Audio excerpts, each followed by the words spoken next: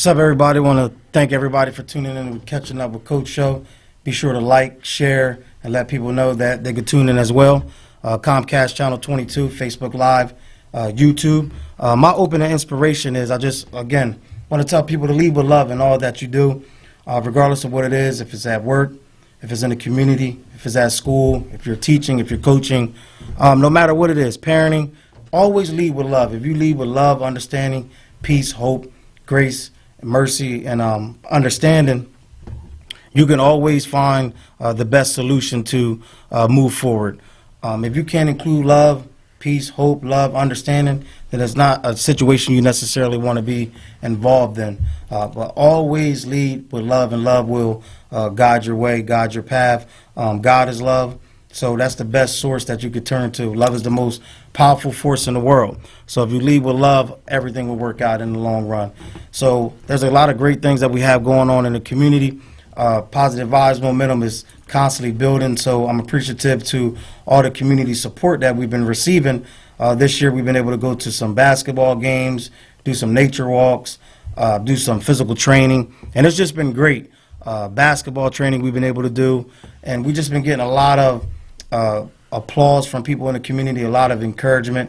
We've been getting a lot of participation from the youth, a lot of participation from their parents, and I just thank everybody because when we went through COVID stopped a lot of businesses and a lot of nonprofits and a lot of sports momentum that I felt a couple years ago was really building and building and building to be something great. So to see a lot of those things come back, not just through positive vibes, but through Millville football, basketball, a lot of great things going around Cumberland County, going on in South Jersey.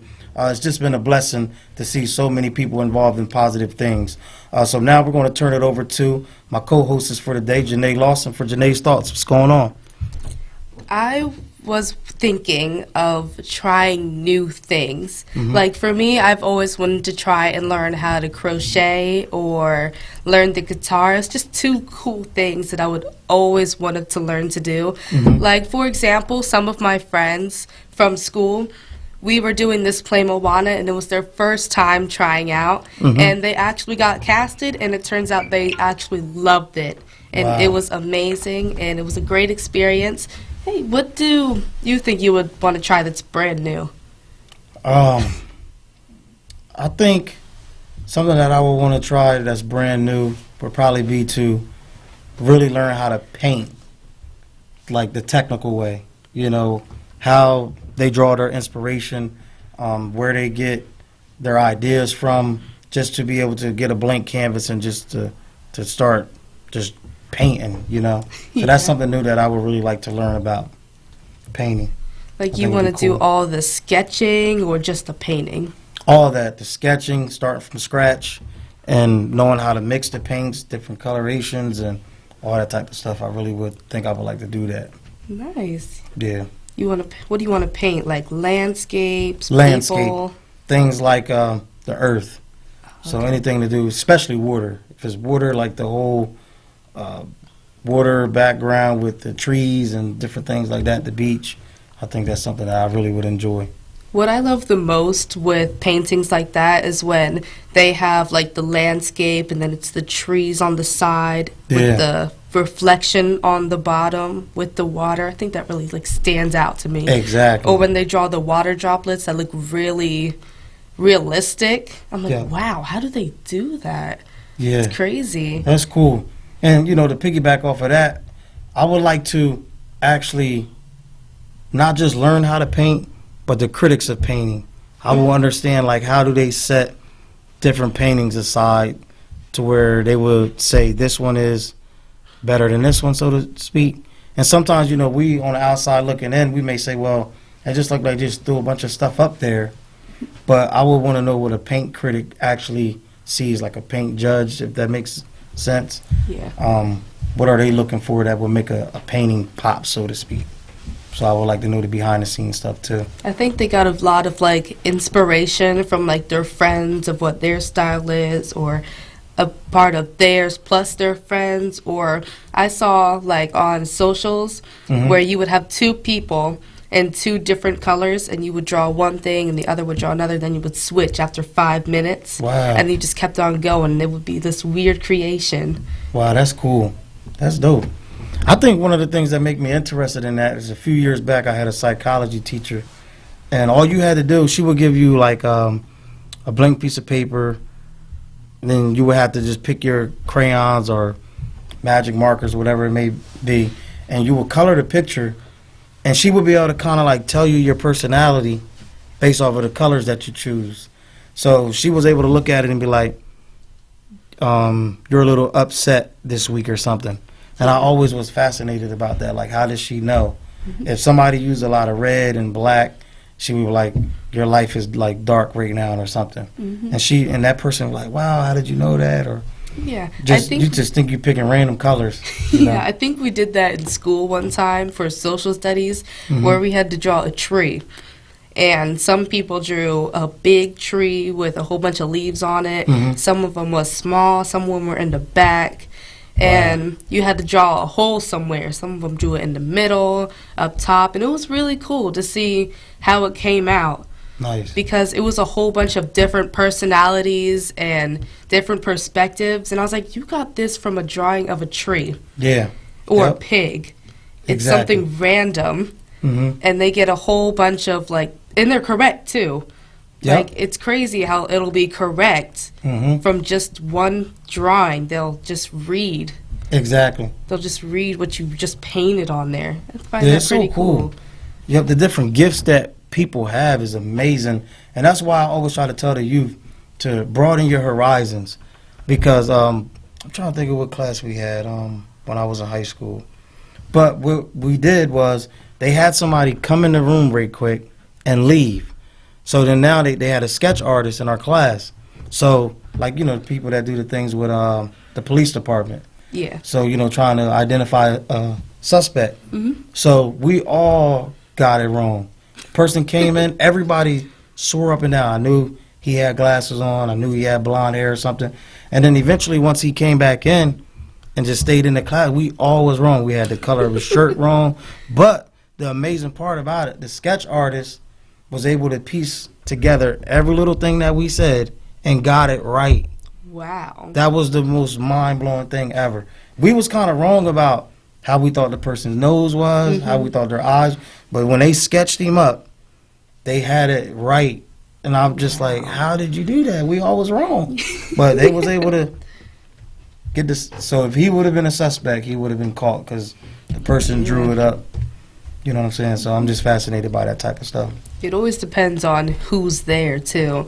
Like, you'll see this one thing, and if you ask another person, they'll say a completely different thing. Exactly. Like, oh, I saw he had blonde hair. What? I thought he had brunette hair. Exactly. And somehow they know how to bounce, I guess, people's psyche off of each other and figure out how to get a composite sketch. And it's amazing, you know? Yeah. Yeah. So we want to thank everybody for tuning in. You know, you can follow us on Facebook at the Catching Up with Coach Show, Quinn Broadcasting. You can go to our Positive Vibes website, www.positivevibesnj.com, and find all the great things that we're doing. Subscribe to our website, and you can get involved. We're always looking for volunteers to coach, people to help mentor the kids, and just get involved to become a part of our Positive Vibes family.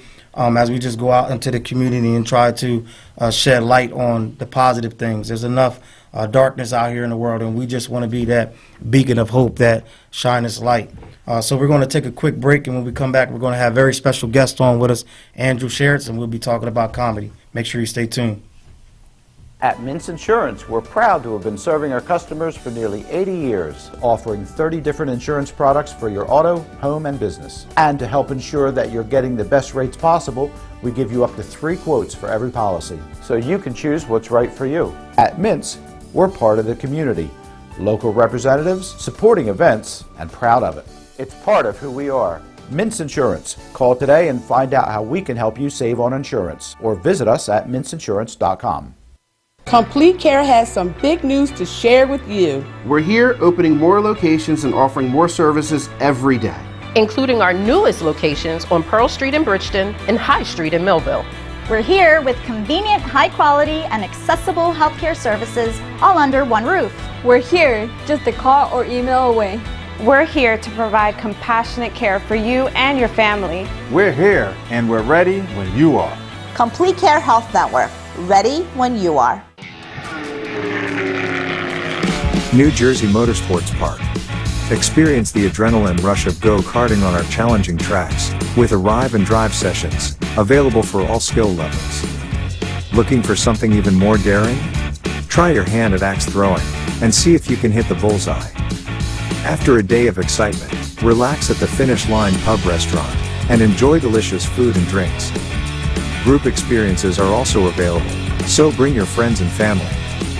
For an unforgettable adventure, visit njmp.com to learn more and book your experience today.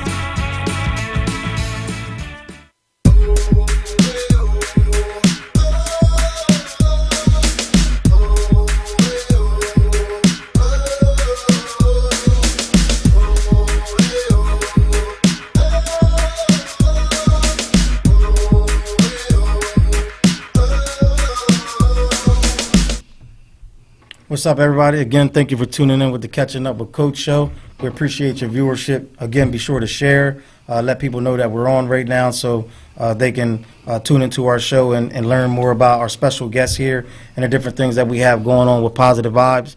Coming up, we have a lot of the flyers getting ready to be released out into the schools. Our coming Summer League, Positive Vibes Summer League. This will be our 5th or 6th year doing basketball here in the city of Millville in the summer, and we just want to kind of keep basketball going year round so kids can continue to sharpen their skills up. So it's very affordable. We're looking for a few more coaches to get involved. We had a coaches meeting last Sunday, and that was cool. You know, we had about 10 people on our Zoom meeting sharing ideas of how we can improve, make things better. The uniforms this year will be new and improved, so I'm looking forward to that. And again, we just want to get the kids involved with our basketball program and our cheer program and just continue to give the kids a positive outlet that they can have to be here in the city, again, at City Park. You don't have to necessarily be a Millville resident to participate. You can be from anywhere as long as you can get to the games, to the practices. You can volunteer as a coach, again, get your kid involved in basketball and cheerleading. I'm going to give a special shout out to the Cumberland County Prosecutor's Office as we finish a 4-week program with them mentoring the kids and teaching them anti-bias, anti-crime, and anti-bullying class. And, you know, we had a lot of participation in that, and the kids that participated we're going to take to a Sixers game in a couple weeks. So I appreciate the parents that had their kids involved. We had over 33 kids participate in the program. And, again, a lot of the kids were ignorant, just like myself, to a lot of things that is considered being biased, considered bullying, considered crime. So it was a class not just helpful for the kids, but for myself and other leaders that was involved. So at this time, we're going to turn it over to our special guest. We have Andrew Sheritz here. Let the people know. Who's Andrew? Ooh. I'm a comedian from South Jersey. I've lived in Cumberland County my whole life. I grew up here. I got involved with doing this kind of stuff probably 3 years ago. But I think I always kind of wanted to get into it. Nice. But I've always been into the arts in general, music, just very interested in music. I played the drums mildly. Wow. Always wanted to perform and do like things like that, and so that's just kind of where I found my way. I'm a generator technician by day. Oh, nice, man. And then at nighttime, I'm floating around South Jersey trying to find an open mic, find a stage, something to perform on. That's cool. So that's pretty much me in a nutshell without getting too deep. So you talked about comedy. How is it in South Jersey? Is it a big market? Is it growing? It's growing. When I first started, like I said 3 years ago, the first time I hit a stage, I really didn't know where to go. So I think the biggest thing that I wanted to bring here and just everywhere that I try to touch a stage and speak is just awareness of where you can go to do certain things. You know, the comedy scene in South Jersey has almost always relied on Philly or Atlantic City, you know, the bigger cities. But there's a lot going on, man. There's a lot going on under the surface that people don't get to see. You know, I've personally ran a couple open mics on top of the shows. I know a lot of people that are starting up little open mics, and people are just getting inspired. I think COVID had a lot to do with that. You know, just wanting to get out there. It was that check. Like, you know, we don't always have this. Yeah, exactly. You know what I mean? We don't always have. We're not always able to be out and interact with people. So, you know, they're just going for it. They're taking the shot. That was a big thing for me. Yeah. So. I agree. But I would say it's growing fast too. If I have anything to do with it, it will be. That's cool. Anything, Janae? When you get on stage, what do you do if anyone, like, boo? What happens when you get on stage and they just I'll say that I've never had anybody boo me. I've had people heckle. I kind of have a smart mouth. It kind of goes hand in hand with comedy.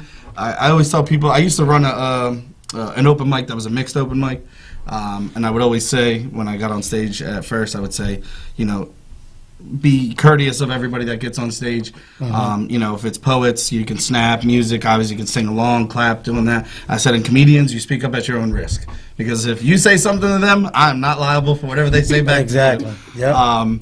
You know, most of us, there's some comedians that are very, you know, they have their material and they want to get through it, and they don't really appreciate when you speak up. Not a lot of them do appreciate it. I don't mind a heckler.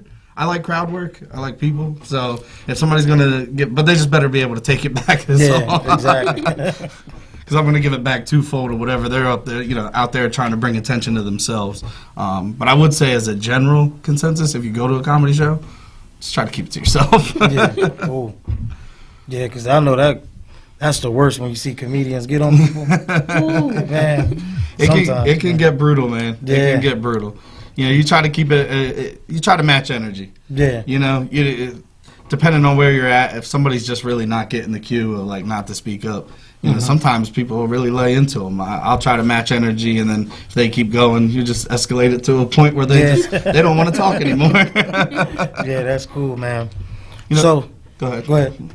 I was going to say, people forget that this is what we do. This is what we practice. Exactly. You know? And not only that, you know, when we're hanging out before we get on stage, you know, comedians flock together. It's a community. Yeah. When we hang out together, it's not like just talking about what you did this week. It's constantly, you know what I mean? It's always firing, riffing, and things like that. So it's what we do. We practice for it. That's cool, man. And then piggyback off of what you just said, that's something that I think a lot of people don't understand, that adds insult to people that are pursuing different things professionally, is when people think they could just hop in and they don't understand the dedication and the work that it takes. So I definitely understand what you're saying with that, man. 100%. It's super frustrating at times. 100%. I would say we get that a lot too with, you know, as a comedian, you get a lot of people that are like, oh, you know, I think I should hit the stage. And absolutely. I mean, I'll never discourage anybody that thinks that they should do comedy to hit the stage. It's when they try to downplay it like it's easy. Exactly. And the thing is this is the only performance art, if you want to call it that the only way to practice it is in front of a crowd. You know, you can practice playing the trumpet by yourself, you can play the drums, you can sing, you can do all that stuff. But the only way to practice this, because there's feedback that's required, is to get on stage and do it. You have to, and we bomb constantly. I bombed last week at an open mic. I try to new things, and it's very tough. And that's why some comedians get very passionate when they have worked this what they, you know, is a masterpiece of a joke, and and somebody in the crowd wants to bring the attention to themselves. It's like, yeah, exactly. You know, whatever it is, we're on stage for attention. You know, we can sugarcoat it if we want, but that's why we're there. Exactly. So it's like, for somebody to speak up because they think they have something funnier to say, it's like, by all means, take the stage. You know, hop on an open mic, try it out. Like, exactly. So, who or what inspired you to get into comedy? Is there a comedian from the past?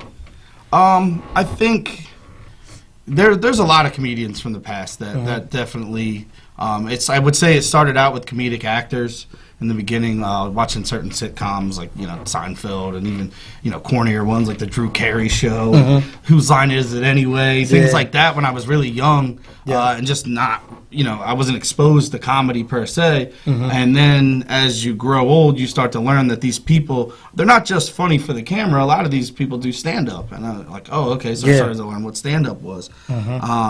And then as I got into high school, you know, sketch comedy, Chappelle Show came out and just absolutely changed the world. Exactly. And I started, you know, I think that was probably my break into comedy because, you know, for me to start watching it was because I was like, oh, this guy's, you know, he's writing these very controversial but funny. You see where he's writing them from. Yep.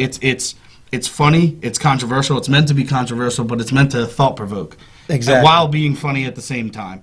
And I think I've always envied that. So I started watching his stand-up and Bill Burr and I got, you know, deeper cuts like Richard Pryor and old comedy, Don Rickles.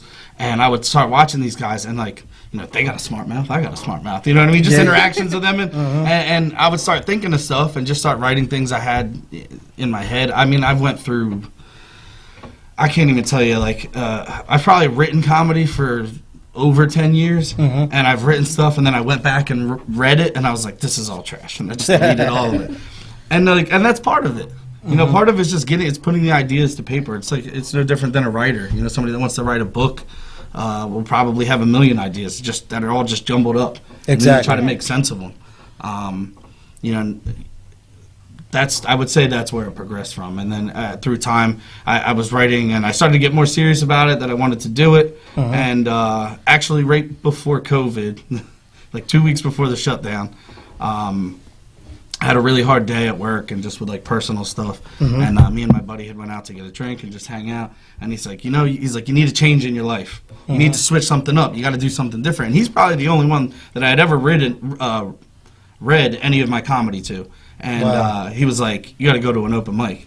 And just through another close friend of mine, Poet Lost Child, I had went to open mics with him. He's the one that exposed me to the open mics in general, just not just comedy open mics, but just open mics in general. And so I knew he was running this open mic Tuesday nights out at Miss Seeley's Blues in Turnersville, and we were right around the corner. And I was like, I happen to know where there's an open mic.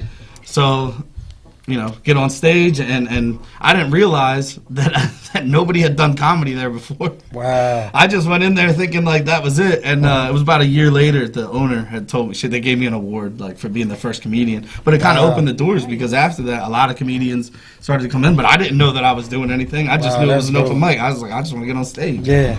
But like 2 weeks after that, the world shut down. And I was like, man, I had this thing, and then it just got taken away from me. Exactly. So, you know, now it's like full steam ahead. You got to take advantage of it. That's cool, man.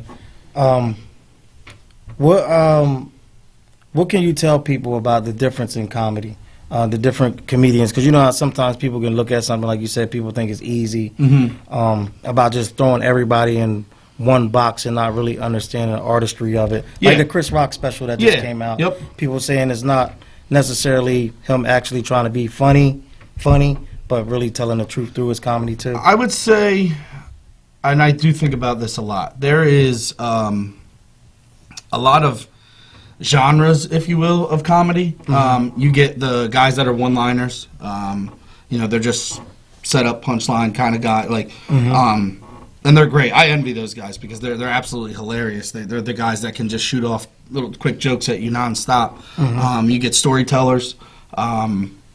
People that used to write quicker one-line jokes. A lot of comedians can do both. But, you know, now with the long platforms, guys like Chris Rock, Dave Chappelle, they can tell stories. You know, a lot of Chappelle's latest stand-ups, I tell people all the time, I would pay this to watch him talk for an hour. Because it gives you perspective on things that are going on in the world. There's a lot of funny tags, different things that he hits on that are going on in his life. And I think a lot of comedians have you know, gravitated to that. You know, me, you know, you have comedians that tell stories that never happened. Exactly. They're just making stuff up. And it's funny. Me personally, I usually always have to dig from like personal experience. Because my life's hilarious. I've had a lot of funny stuff that's happened. You know, it might seem messed up to other people, but me finding the humor in it's how I got through it. You know, then you have comedians that are more performance actors, I would say. They're more, you know, a lot of pizzazz. They're all over the stage. And, you know, I think the beautiful thing about, you know, running the comedy show is that I've gotten to see a lot of different styles, like in person, real close, and then talk to these people. And it's a really cool experience. It really is. That's dope. Do you have any hobbies? Yeah, I have a lot of hobbies. Too many hobbies. I've tried to cut back on them. I shoot pool a lot, competitively, in tournaments, and I'm not a pro pool player. It's still a hobby. I enjoy fishing. I used to snowboard. I'm a little old for that now. I don't want to hurt myself. I enjoy anything outdoors: kayaking, fishing, hunting every now and then. I'm not a huge hunter, but I do enjoy it. I don't know. I could probably think of a bunch of other stuff that I like to do. Wow, that's cool. That sounds like me, man. Yeah. I bet you got some funny stories about Kenny. I have a million. We'd love to hear those. I don't know if we got a lot I can tell you on air, but for that he would appreciate very much. Yeah, that's cool. But with the world as we see it, man, we talked about COVID shutting things down, putting a lot of things in perspective for us. Can you talk about, as a whole, how do you feel as though we can fix some of our community's ills, so to speak? I would say, and especially from a comedian's perspective, learn to take a step back. Learn to laugh at stuff. And learn to look at things from somebody else's perspective. If there's one thing that I've taken from comedy, and I mentioned it, is perspective. The coolest thing that I experience, and it's in comedy and some other hobbies that I have, is when you find one thing that bonds a group of people, all the differences they don't seem to matter as much. Exactly. Yep. So, in comedy we have, comedians that are lean a little more right or left in politics, or, in religion, or different religions and this, different that. And the bottom line is we're all comedians. So we all make fun of this stuff that we are and aren't. Exactly. And you take it in stride and let that give you some perspective to just everything. You learn a lot about people when you just listen.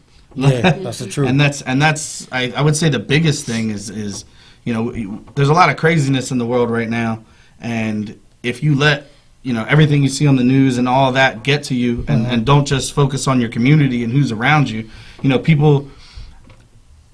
I think you need to realize that the world is big. It's very big. Exactly. But you have to understand that your world is your community. This is the day-to-day. You're not out there in the entire world every day. Exactly. You're here. Yep. These is the people that you see day in, day out.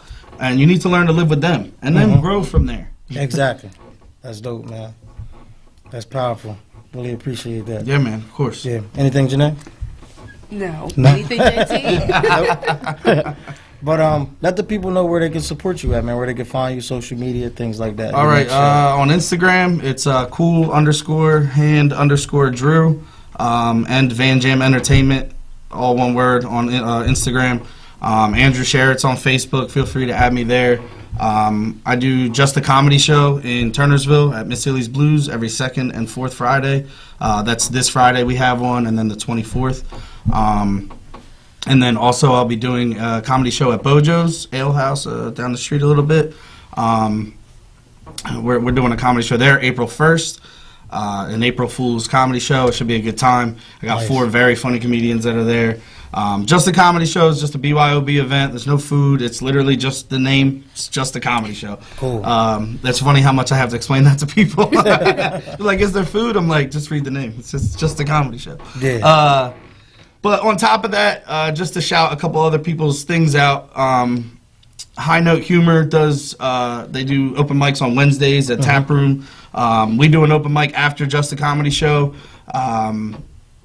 Tony Parlente runs an open mic on Thursday nights at Cross Keys Brewery.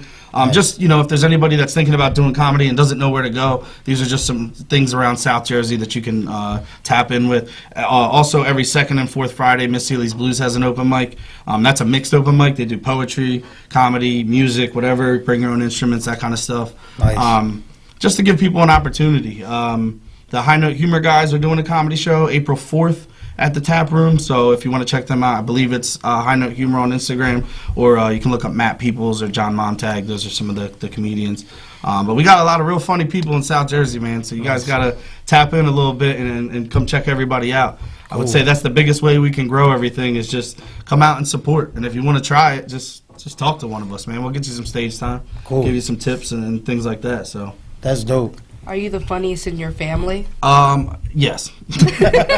I'll confidently say that. My dad is actually I'll give my dad a shout out because I tell people, I don't think I've ever told him to his face. He's very quiet and I don't want to say methodical, but when he does say something funny, he gets the just real good, little jab in there, and he's just like, he might not have said anything funny for 2 weeks, but when he does, if it hits, it's different because it's coming from your dad. Yeah. My brother's not funny at all, though. No.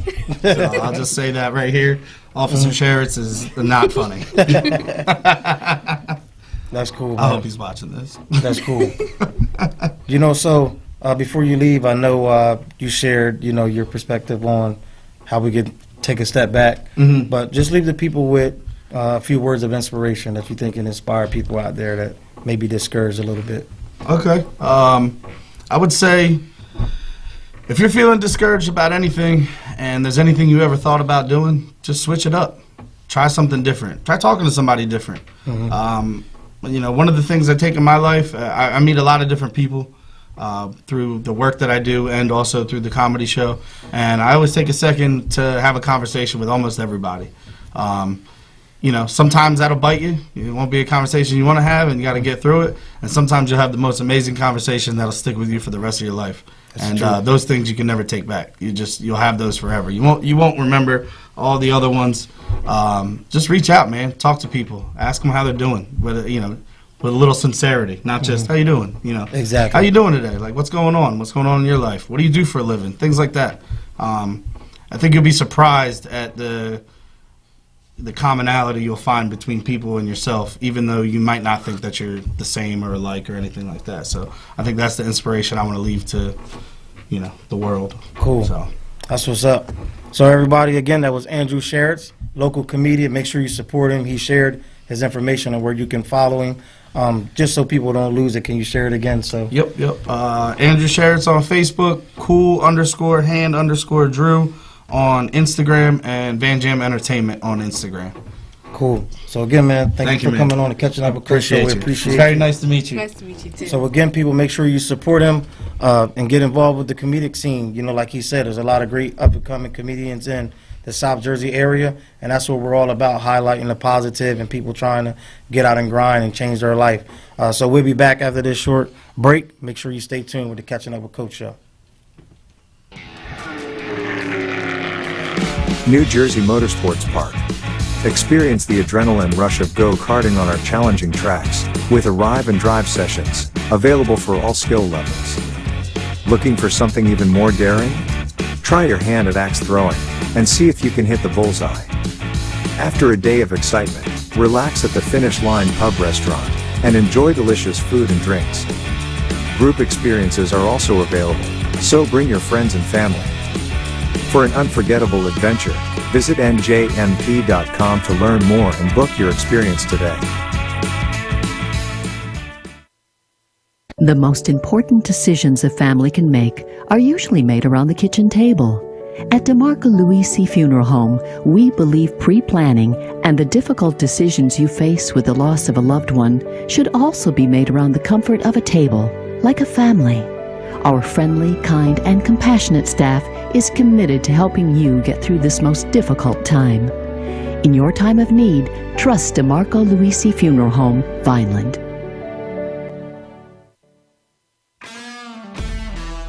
In South Jersey, we do things our own way. We say things out loud, face things head on, and never back down. And that's how we fight cancer. With the most advanced diagnostics, leading-edge technology, and a team of doctors who know how to treat your cancer. And most importantly, we do it right here at the Frank and Edith Scarpa Cancer Center, Vineland, and the Leading Edge Cancer Center, Mullica Hill. At Mintz Insurance, we're proud to have been serving our customers for nearly 80 years, offering 30 different insurance products for your auto, home, and business. And to help ensure that you're getting the best rates possible, we give you up to 3 quotes for every policy, so you can choose what's right for you. At Mintz, we're part of the community, local representatives, supporting events, and proud of it. It's part of who we are. Mintz Insurance. Call today and find out how we can help you save on insurance, or visit us at mintzinsurance.com.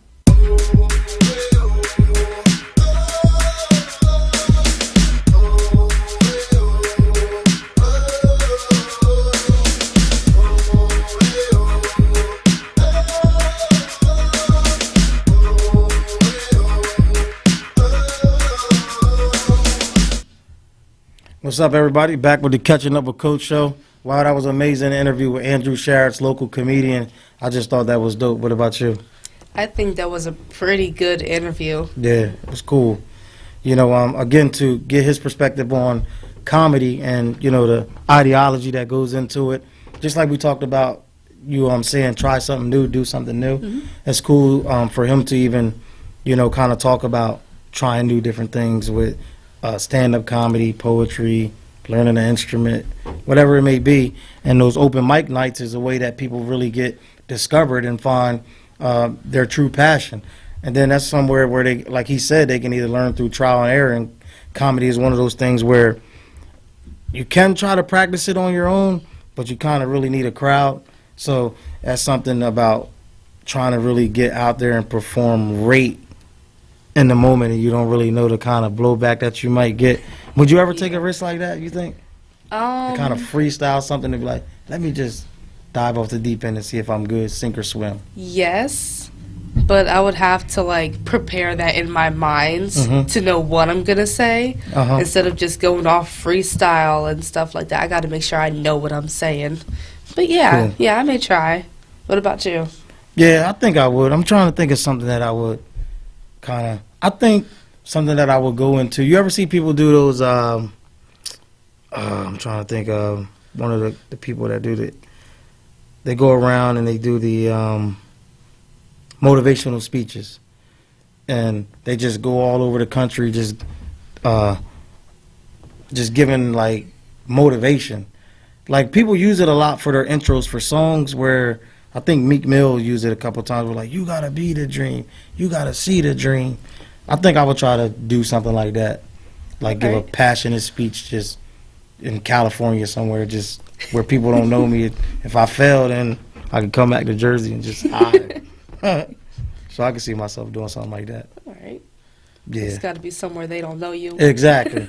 I couldn't do it in my own backyard and then got to live with that. Somewhere where I can be like, okay, they didn't receive it well. On the next flight. So, school life. How is school going this year for Lakeside or things you heard from your friends? It's crazy. Yeah. Yeah, it's like the first actual year of Lakeside because the first 2 years was crazy and all this plexiglass and computers. We're actually using more paper now. Okay. So it's easier. It's a lot more writing to do. I actually like my classes a lot. It's pretty nice. That's cool. Yeah. I have a lot more friends. Nice. Yeah. I can socialize a lot more without having to wear a mask now. Exactly. Yeah. It's going pretty good.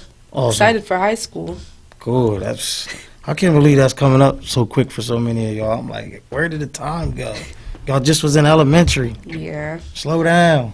But I've been on this kick lately about really shifting the culture. I think sometimes we as the adults, we complicate things and we kind of know what the problem is and we kind of sweep things under the rug on how to fix the community or what's wrong with our kids, so to speak, or what's wrong with society. And I just think it starts with dialogue. And if you're not willing to shift the culture, then we really don't need to be having certain conversations because it's heavy lifting at this point. One of the reasons why I say that, did you see the thing with the basketball player, Ja Morant? The whole gun situation? No, I don't think so. But a lot of people have been talking about why would he be risking throwing his career away by, I think he was flashing a gun on his social media and on Instagram, but he was supposed to be like in a club or something like that. So now he's facing all these different suspensions and investigations, and people say, why would he do that? He's a multimillionaire. He's one of the faces of the NBA. But I'm like, you cannot be something outside of what your culture is expecting of you. And I don't understand why that's so hard for people to get in their head. Like if all you see is death, death, death, and all you hear is death, death, death, then that's what becomes cool. That's what becomes the norm. Yeah. That's what becomes being black, so to speak. And that's one of the things that's kind of like my pet peeves, because good individuals like yourself that has aspirations to maybe sing, maybe act, maybe do dancing or whatever it may be excellent in academics, you face a lot of pressure as a young African American, and that shouldn't be. You are the least person that should face the pressure. The person that should face the pressure should be the one that's causing the distraction in the class. Why is the kid that caused the distraction in the class accepted by the culture, but the kid that can sit there and conduct themselves like they have sense is a person that people kind of poke fun at or point fingers? Yeah. And if we don't shift the culture to getting people to understand that, then it's going to be hard to create an environment that's conducive to learning and conducive to thriving. You understand? Yeah. And I think that's what people have to understand. Starts with our entertainment, starts with music, and you have to understand that's powerful. People keep saying they don't feel as though music has that big of an influence, and I'm saying that's the most idiotic thing that you could say, because when we were in school, the way we learned was through music. ABCs, 1, 2, 3s, even multiplication. I'm not sure if they still do that in schools now, but we used to have a whole cassette tape that our math teacher used to play, and that's how you learn. 1 times 1 is, 2 times. We learn that through music. So if you're learning patterns in mathematics and science and the way of the world through music in the classroom, then you're learning how to be a young man or a young lady through entertainment. So we have to start changing the images and messages that we continue to pump out there. And it don't matter if you live in the suburbs or if you come from this quote-unquote ghetto. You are what you digest. And if you hear that all the time and you meditate on that all the time, it don't matter if you come from a 2-family household. People were sitting there saying, well, he had his mom, he had his dad, he didn't grow up in a rough neighborhood. But if all you listen to and is exposed to is negative aspects of your culture, then that's what you're going to gravitate to. Yeah. With you still being a child, I tell kids and I tell people, kids are the scientific definition of a liquid. Y'all naturally take shape of the container that you're in, and you naturally follow gravity. You naturally flow downhill. That's the way of a liquid, and that's what kids are. Y'all not solid in who y'all are yet. Y'all still learning your identity. So if we have the shape of the community container as something negative, then 9 times out of 10 kids are going to be a product of their environment. Yeah. So if we adults don't put our differences aside and stop with all the shady business that a lot of times adults do and really get real about our plight and real about our struggle, that's the only way we're going to change it and shift it. And everybody has to collectively be a part of that shift. It can't be just, oh, that's a Coach JT thing. That's a positive vibes thing. But over here, we believe being black is like this. That's all right if they do that. And it's all right to have differences. But if we're going to talk about how we can actually fix drug problems, gun epidemics, and things like that, then we all have to be solid in their approach. It can't be so many different ways of handling it. It got to be like, this is how we got to attack it collectively. And solidarity is the only way we can really shift the culture into being something that we all want to see. You know what I'm saying? Because usually when you hear kids or people talk, that's usually what they grew up with or what they're around, and that's what they hear. So that's what they spit out to you. That's what they say, and that's what you hear. And if you keep hanging around them, the pattern's just going to keep continuing and continuing. So we have to stop now so that when we teach the new generation, they won't do the negativity that, because it will be our fault because we taught them that. Exactly. So if we change now, then we'll be like, oh, my mom taught me to do this. My mom taught me to pull out a chair, to hold the door. That's the truth. It's the small things that matter that get rid of the negativity. I agree. See, that's powerful. I like that. And that's what we need. Because a lot of times people pat me on the back for the work that I do, right? But the work that I do is null and void if you don't have other adults that reinforce it. It's cool if you use me as your child's coach or you use me and utilize me as your child's mentor.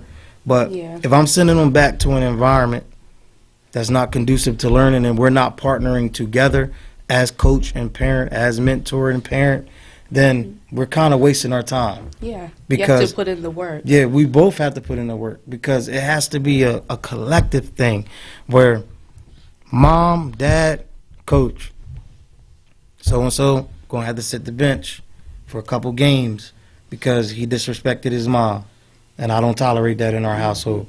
Now, me as a coach, we might have 2 big games coming up. You see what I'm saying? Yeah. Where I'm like, oh, I need that player. But in order for them to learn a lesson, hey, you got to sit here and see your teammates go through a battle where it could have been a little bit easier if you were available, right? Yeah. And I'll get back to that point. If you were available, then you could have went to war with your brothers or went to war with your sisters. But you can't, because collectively we have to set a standard for you that is unacceptable for you to talk out of your mouth to your mom or your guardian on our watch. Yeah. And once people understand that the teachers and the coaches and the parents and the community advocates and mentors are all working together, you see what I'm saying? That's how we help multiple people. Because a lot of times when I voice different opinions that I have on Facebook, people say, well, coach, you can't save them all. Just focus on the one. And I'm like, to just focus on the one, yeah, that's a realistic goal if it's just a Coach JT thing. Yeah. But if we collectively do it, then your perspective mixed with my perspective and your ideas mixed with mine, then we can, you see what I'm saying? Mm-hmm. Even biblically it says that. 1 can put 10,000 and 2, you see what I'm saying? Yeah. Well, and that's what we have to understand. We're so much powerful together taking that approach. And I think a lot of times that's the gap that we have in sports. So getting back to the Ja Morant thing, I tell people, and I've said this at community meetings, the troublemakers is not the kids that people always think is falling through the cracks, so to speak. I always tell them they're the most athletic, they're the most handsome, they're the most pretty, and they're the ones, and excuse my French, are the hellraisers in the community, because they have no accountability outside of athletics. Yeah. Nobody is teaching them how to be a gentleman. Nobody's teaching them how to be ladylike. You see what I'm saying? Mm-hmm. Their behavior is accepted or excused because they can catch a football, because they can shoot, because they can sing, because they look the part. You see what I'm saying? And until we get realistic with that, you know, this is what I tell people all the time. A lot of the kids that's not involved in programming are the good kids. Yeah. The ones that come That's to practice and are involved in athletics are the ones I'm like, they the ones need intervention. Mm-hmm. So people say, well, y'all got all those programs for the kids, good job. But I'm like, they're not really learning from it. You know what I'm saying? Yeah. To where we're teaching them not to be in a gang through sports, and they're the ones that's in gangs. Yeah. So it's like, the kids that's home playing video games, that's reading books, they're not at a practice, they're not a part of a sports team, but they're good kids. So it's like, what is going on with that conundrum is kind of like, is backwards to me. And that's something that I've been trying to figure out. Maybe you can explain it from your point of view? I actually have no idea why, Mm-hmm. because it seems that, like you said, most of the bad kids Mm-hmm. would be the ones who do all the sports. Yep. So if they're acting ignorant or if they're bad, Mm-hmm. you just take them away from the sports. But is that really teaching them? Mm-hmm. Like, is that really teaching them to not do that again? Or they'll be like, oh, okay, whatever, I'll just wait a week and I'll do it again. Exactly.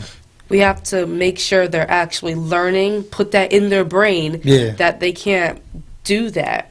Exactly. And that they have to act right. That's the truth. So, I'm not. And that's the one thing that I've been faced with too. It's not enough accountability across the board with being able to enforce something. Like nowadays as a coach, and I don't care who's tuned in, when I was young, if I missed a practice, I was devastated. For football, baseball, I was tight about that. Like, Mom, Grandpa, like, I need to get to practice. Kids nowadays will miss a game and won't miss a beat. So how can you either punish them as a coach with lack of playing time if to miss a whole game doesn't even matter? It don't matter to you. It don't matter to your parents. Not saying that you're not in trouble. You don't have to be in trouble, but you just missed a game just 'cause. Yeah. And your parents are not even like, don't you have a game today? They don't care. Don't you have practice today? They don't care about the commitment that comes with it. So it's hard to create a culture of accountability when that's actually something that you want to do. So how am I going to get you to act like a good man or good young lady if what you want to do you have no commitment to, like you said? Well, how am I going to get you to be committed to read a book and go to school on time and do homework when, not saying that you shouldn't want to do homework, but let's be real, most kids don't really want to do the extra homework stuff. But I don't understand. If you can't be pushed to do what you like, how are we going to push you to do something that you have to learn from to develop properly? And you know what I'm saying? it's the people who aren't pushed. They need to be pushed, but their parents won't push them. The teachers may give up because they're too bad or something. Yeah. And when the office calls home, that's when the parents get all mad and defend their child. Yeah. They don't really care. Exactly. They just need to defend their child because, such and such didn't do that. I know my child. They didn't do that. Exactly. Yep. That happens a lot. Yeah. I hear that from officers. I see it myself. I've heard that from principals that I've sat down with, teachers. And like even with my kids as a parent, I kind of like the ebb and flow. You know, Azzy and Obi, they don't always do what's right all the time, regardless of who I am. That's just unrealistic. Yeah. But at least the teachers and everybody know when they call me or they ask to meet with me, I'm there and I'm like, how are we going to fix this collectively moving forward? I'm not pointing fingers. I'm not even necessarily pointing fingers at my child yet until we have that honest conversation to see what's really going on. Yeah. Different things go on in kids' lives that I as a father may know that I might have to make you privy to. You see what I'm saying? Well, I'm going through this in my personal life, so my son might be a little tight about that right now. Yeah. You understand? But at least we can come to an understanding of what's the where the symptoms are, what's the problem. So now collectively you can say, all right, I can be a little bit more patient with him or her because you have that understanding. But as soon as you come into a meeting, I know it's not true. That's not Azzy. That's not Obi. Now we're not getting nowhere. Yeah. Do you understand? Pointing fingers will never come to, a peaceable resolution. You just have to be open-minded and listen, just like the comedian Andrew said. Listen sometimes, Yeah. and you'll be surprised the commonality that you have with people. Yeah, sometimes you need to hear people out instead of just going straight to the point like, oh, I know you didn't do that. Why would you do that? Exactly. Sometimes you need to hear people out and hear their point of the story, and then you can hear the other point of the story and kind of just put it together to see what makes sense. Yep. Because sometimes when someone gives you a story, it makes no sense at all. Exactly. Like, they'll be like, oh, well, they pulled out the chair. I was sitting in the chair, and they opened the door. Oh, well, I was near the door. They pulled out the chair, but it doesn't make sense. Exactly. It doesn't add up. Yeah. So you need to hear different points of view of who was there to see what really happened. That's the truth. So, getting ready to close this show, do you have any thoughts that you want to leave with the people of, again, just inspiring people? So, a lot of people are dealing with a lot of heaviness on their mind, their hearts, dealing with a lot of, it seems like a lot of death nowadays and sickness. Yeah. So what would you like to say to the people to give them a little boost? For anyone who is dealing with that sort of stuff, I want to make sure you aren't taking it out on anyone. Like, if your friend asks you if you're okay, make sure not to take it out on them. You can just tell them you need a break or I want to be alone right now, and take a breather to yourself. Maybe think about what happened. You can write in your notes if you want to say something but don't want to send it to anyone. Make sure you have someone you can trust to reach out to someone, maybe someone who calms you or keeps you in check. And yeah. Cool. Make sure there's always someone you can trust. I know people say you can't trust anyone, but there needs to be at least one person you can go to. Cool. And I agree with her.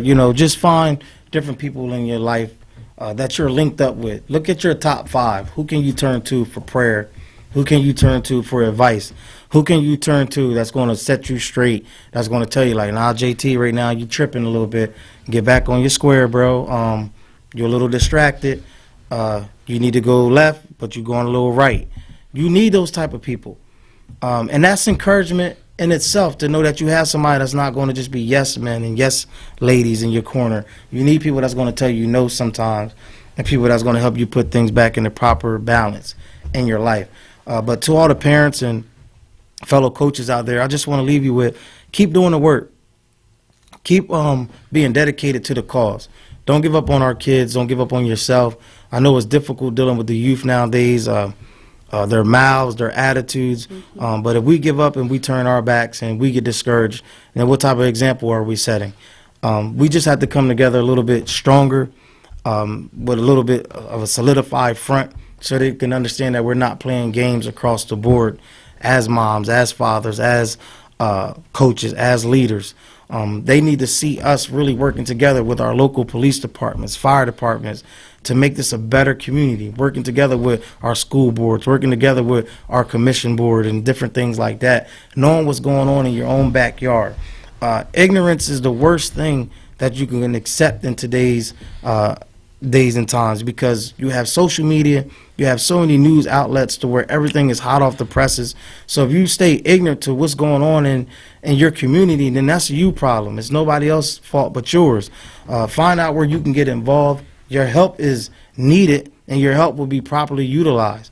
But don't be afraid to step up and say, I'm going to volunteer, I'm going to pick up the slack, because anybody can sit back and critique and say different things, behind the scenes. But once you actually get and lead in the forefront, and you see how difficult it is to constantly do paperwork, and how difficult it is to deal with different personalities, deal with things falling short, dealing with things not going as expected, people saying they're going to volunteer, or people saying they're going to help, then they're not there to be utilized, or they give up and they quit and they talk about you and different things like that. Once you start to see how hard it is to balance all that type of stuff with your own personal life and different issues that you have, the hardest thing about learning in life is this: regardless of what you go through, if asthma is flaring up in your life, guess what? The bills still due. If your kid is a little under the weather, guess what? You still got to punch the clock.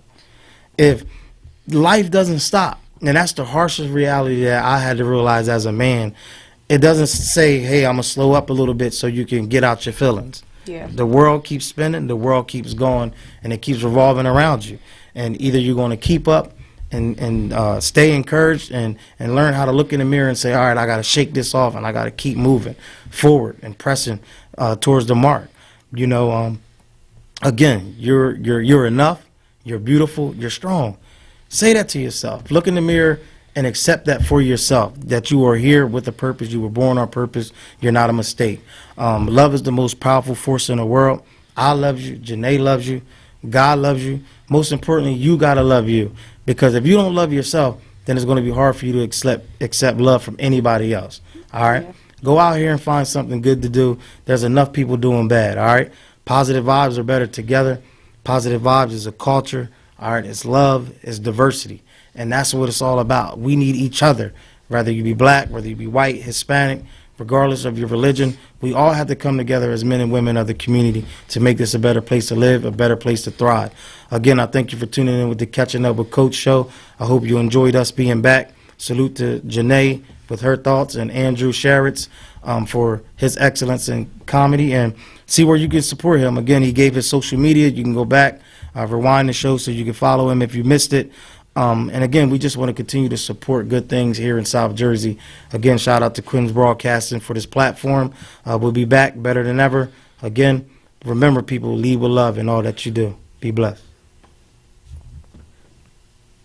This has been a QBC television production, in association with our partners and sponsors. QBC broadcasts on Comcast Cable Channel 22, and live streams its programming on Facebook and YouTube. All rights reserved by Quinn Media and QBC, programming that serves the South Jersey market.